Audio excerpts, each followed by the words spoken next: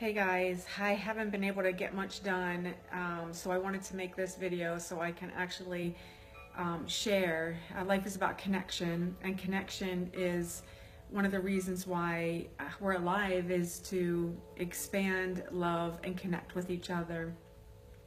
One of my favorite movies is What Dreams May Come by Robin Williams. One of the reasons why I love this movie is the gist of it is the wife had committed suicide, so she's down in hell. The husband is in heaven, so he goes down to hell to rescue her. And in the midst of going to hell to rescue her, he gets stuck in hell with her. And it becomes harder and harder for them to see that they're actually there for each other. They're searching for each other, but they're there together, and they can't see that in the midst of being in hell.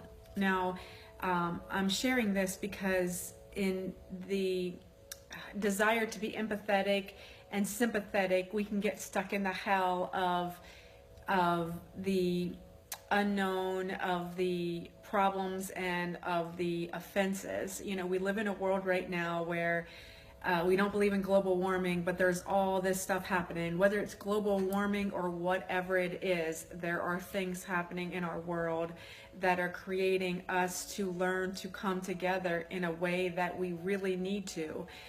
Sadly, it takes these disasters for us sometimes to realize life is about loving and seeing past our differences, learning to appreciate and valuing each other's differences.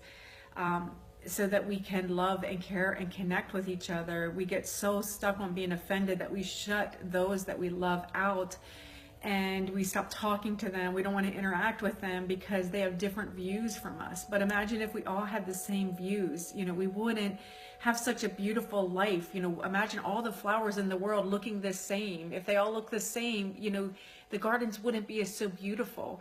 So we are a garden of life with different ideas and views, and learning to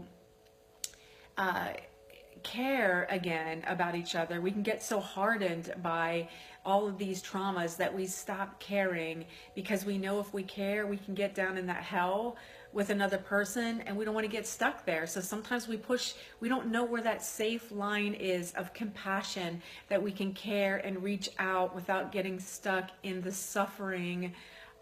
Because sometimes when you get stuck in the suffering, you become somebody that then needs to be rescued.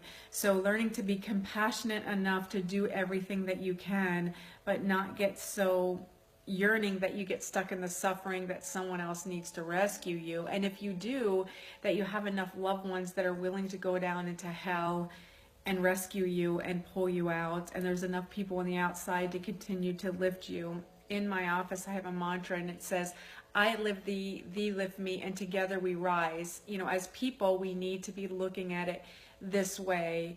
The same thing that is happening in the world as far as all this disaster that's kind of coming around at us, whether it's natural, whether this is just the way it is. Let us wake up and just live each moment as if it is the only moment that we have, because life is so short, and in a second like this, your whole world could change. And those that you haven't spoken to could be gone, and there is nothing you can do to correct those errors. So reach out to those that you love.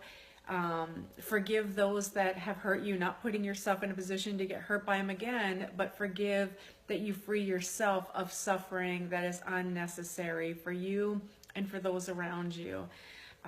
So I'm making this in the midst of my own struggles, and not so my struggles, but my husband's struggles, as he's waiting to hear from his family in Puerto Rico that he's not heard from. It's taught me a great lesson of getting stuck in the suffering and not being compassionate and caring, but doing everything that I can. You know, what can I donate? What can I reach out? What can I do to serve other people that might be suffering and really need somebody to pull them out of that suffering? Because if I'm stuck in that suffering, I'm not being able to serve my husband the best that he needs to be, and those around me. So I do pray for us as a country and us as individuals, that we fix the love that we have for each other and become more compassionate and caring, and seeing past our differences and really loving and caring for each other, so we can bring healing in our minds, which will help bring healing in our world. Namaste and God bless.